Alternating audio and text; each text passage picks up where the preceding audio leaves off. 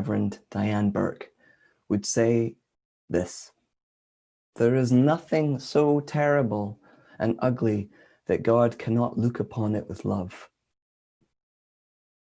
I really have wrestled with this teaching, especially when I think about genocide and the horrendous violence and injustice committed all over the world again and again to Aboriginal and Indigenous people.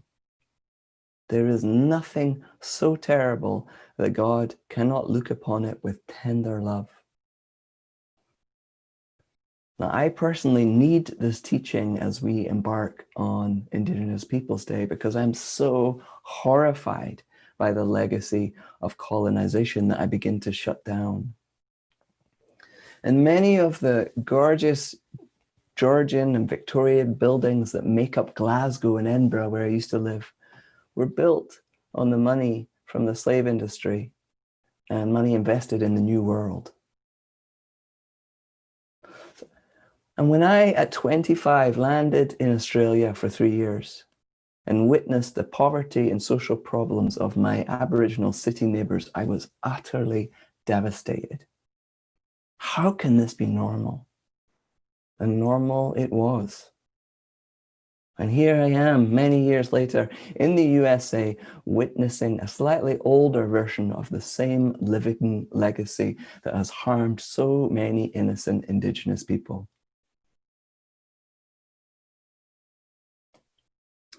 I'm learning not to use the language "we" so much. That's one of the things that I'm learning in my work to overcome racism. But I want to name the fact that many of us on this Zoom call are not Indigenous to the land upon which we sleep, and that this land was stolen. In Vermont, here, where this room is, the Abenaki people were displaced, murdered. They underwent forced sterilization. And as was so common, the children were taken away, sent to boarding schools to kill the Indian culture and spirit.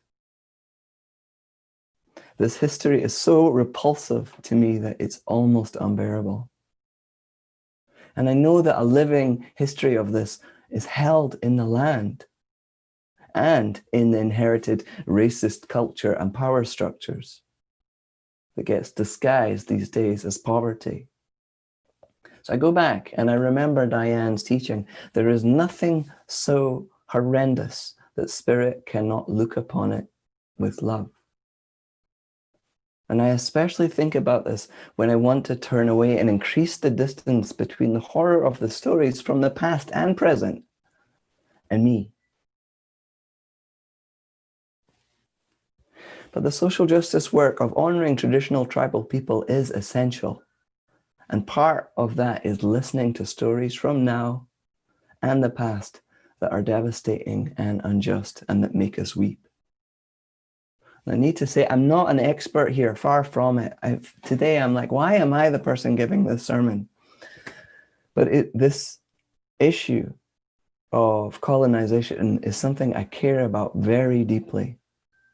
So I ask you, please take what is useful from what I share and then add your own wisdom, add your own social justice work to it. Many of you have much more connection with the tribal people in Suquamish and beyond than I do. As I said, I am not an expert here. So I urge us to listen with hearts that can hold trauma with compassion, but also hold an understanding that God's sacred qualities of healing, grief, survival, cunning, and resurrection are also listening. And I point this out because there's a problem that many of us need to overcome when dealing with grave social injustice that we witness. I call it bypasser syndrome. It's that feeling of shock, revulsion, and horror about the things that are beyond my control that I am witnessing or hearing about. This emotional overload shuts down my humanity and spirit, but it also, more importantly, closes off my ability to witness and strengthen the humanity, the courage, and the beauty of those who are actually in the situation. I made a promise once to the ancestors of a genocide. And my promise was to remember their humanity and the legacy of love above the violence and hate that had murdered them. That their life would define them and not their death. Now, this teaching that how somebody lives is to be placed above how they happen to die is a teaching of the Witaha people in New Zealand. They were the indigenous people, peaceful indigenous people who lived on the southern island before the Maori and their waka, their long canoes, arrived. And I went to New Zealand last year and I learned about their history. I want to stop and step out of social justice mode to be a minister for a second. A minister about theology. Today, I'm using the word ancestors often, and I'm using it as a substitute for the word God. Now, I really mean this. The word God and the word ancestors are substitutes for me. Just as I use the word Christ to describe an aspect of the mystery of God, so too do I deliberately use the word ancestors to describe the face of a timeless and living presence. If you're interested in knowing more about this, let me know and I'll maybe do another Sunday on that. Back to the promise I made to those ancestors, that I would remember their legacy of love. And that really asks me to think about what is that commitment today? You know, I am not an ancestor yet. I hold breath and life in my lineage here in this precious moment of time. I have the capacity for influence, prayer, and right action here in my hands and in my heart. And hands and heart are both needed. There's visible work to be done and invisible work to be done. What I mean by that? Well, hands, action for justice for people who are discriminated against. So work of reparations, within restructuring things within our systems and governance is about being an ally or an elder if you happen to be Indigenous. It's about using our money and our times and our bodies to show up and support our local tribes. Economically, legally, and in many, many tiny ways that on their own don't seem to add up to much, but like water running over the hardest rock, it will break down. I have to admit that I often feel helpless in this work and that there's so little I can do, but that's just not true. Let me tell you one story. Now, it involves my landlady, my former landlady, Pat, who is a very decent human, okay? I want to just say that. I used to live on Gamble Bay, and I was actually on a street that the tribe called the White Fella Street because they'd sold off this one street and you had to drive into the tribe to get down there. And I tried to do a lot to befriend the tribe, and I got to know their youth worker and their outreach worker, and I offered to repair one of their canoes, but I didn't really get anywhere. The only place I really interacted with the tribe was when they were gathering shellfish on the shore, because it was such a hot, potentially explosive thing that the police had to be there too. And I remember one day in particular, the tribe were there and I went down because I wanted to offer them hospitality. I have been on building sites where there's no bathroom, where there's people staring at you, and I wanted to go down and offer them refreshment and the use of my house. And I went down the jetty and there's my landlady sitting with her arms crossed, really angry that there's migrant workers in there with the tribe. They're commercially harvesting when she thinks that they should only be harvesting for their own meals. And I'm standing there, and between me and the tribe, there's this very, very angry woman that I love and care for. What I do? So I walked down past her, went onto the no man's land, the tide was out, in my wellies, went up to the spokesperson, shook his hand, and said, I am a tribal person from Scotland. I wanted to really honor you, the tribe on the land. I live in that house there, but I can't because my landlady thinks she owns this land and I can't invite you into my home. But I really want to know that I want you to know that I welcome you here. Now, she didn't hear any of this conversation, and she looked at me kind of funny when I walked back up. And it didn't damage our relationship at all. We understood that we had different perspectives. And on the way back to my house, her two grandkids ran up to me and they said, "Simon, what's happening?" And I said to them, "Well, you know that we're on land that's stolen from the tribe?" And they were like, "Yeah." And I was like, "Well, your grandmother thinks she owns this land, but they own it and they have a right to have a living here." And I just explained the different stories, and then they went back to playing. And when I think about that with hindsight, that's the kind of small situation that will change future generations.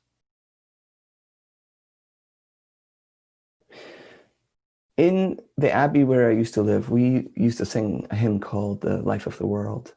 And it would go like this: "Oh, the life of the world refreshes where justice is strong." I want us to remember that when we're doing justice work in a good way, God moves with us. So earlier on, I talked about hands and heart are both needed, the invisible and invisible work around the social injustice issue of colonization. I want to, rather than talk about this inner work, which for me really is a lot about forgiveness, I want to share a prayer. And this is how Malia ended up making that video, was because I asked the congregation if you wanted to sing a Ho'oponopono Hawaiian prayer of forgiveness that I use. And many of you did. And this is the prayer. It will take me a little second here. I invite you to click on gallery view for this, so you can see each other, so that we can be seen. Actually, it's more so that we can be seen in our prayers. Can you give me a thumbs up when you hear this?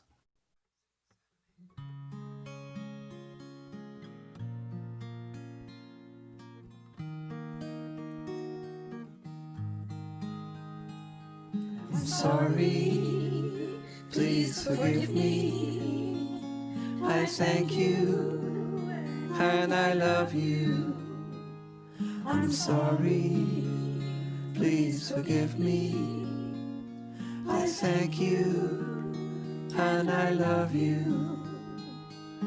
Ho'oponopono, Ho'oponopono, Ho'oponopono, Ho'oponopono.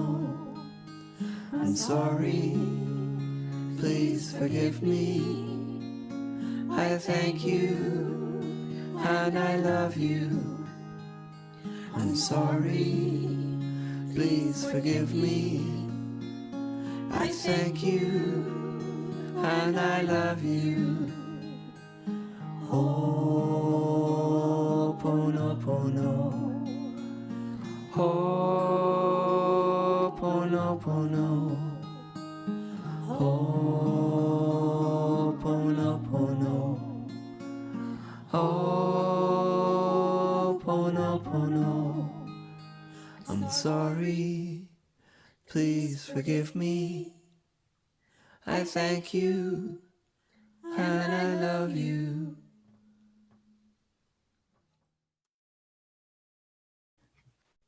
When I went to seminary, each month they devoted a day to a guest speaker. Now, these guest speakers were amazing, but the one who touched me the most was a man called Frank, or Generous Bear, an Indian wisdom keeper. And I'm using his language, not my own. He does not call himself Native American. He's Indian. In that one day I learned more than any other of the 2 years I went to seminary. So that was the most pivotal day. He taught me so many truths that I had not heard before. He taught me that we all have the same mother. He taught me to pray with my body, my clothing, my movements and breath, just like Malia did 15 minutes ago. I had not seen that before. There is something so powerful in witnessing traditional prayers, the embodiment. You know, Christianity talks about our incarnation, but I really see it in traditional people and their prayers. The pipe ceremony is one of the most beautiful things I've ever seen. Generous Bear taught me that repatriation of sacred objects is essential, that the objects should be brought back to the tribes, and that I should not take things, objects, songs, teachings, unless they are explicitly given to me. He also taught me that if you, like me, end up as an elder, but without any elders of your own and no tradition that you belong to, then it's okay to find new ways that are inspired by Indigenous ceremony, but are not copies of it, not appropriations. That these new prayers and these new ways of doing things are powerful and working. He also embodied a spiritual practice of giving, something I had never understood as a spiritual practice before. You know, he gave sage tobacco and an arrowhead necklace to all of us. And he also made sure that the 50 people watching on Zoom also received theirs. And at the end, he went around the room and shook hands with all 100 of us. And when it came to me, I just cried. There were no words. I just bubbled like a baby. And because Great Spirit is crafty and wondrous, I did get the opportunity many years later to tell him how very important his teachings were for me. I went to a ceremony and there were Shoshone and Mohawk elders. And when I went to sit in the cafeteria, really busy cafeteria, I sat down and I realized I was sitting next to Generous Bear. I've spent many hours thinking, discerning, and praying with his teaching that we all have the same mother. But there's something more there. There's an incredible love and light that Indigenous people hold. This divinity is to be cherished and held with great respect and care. For reasons of justice and injustice, but also because Indigenous people model for me the right way to approach climate change and caring for Earth as a sacred being, as well as modeling how to bring God out of Sunday mornings and into every detail of my day. So in summary, it's important for us to learn the history of Indigenous people, especially those on whose land you sleep, eat, and have your being. A living history that includes now and tomorrow, and includes you and a vibrant next generation, as well as the horrors and mistakes of yesterday and today.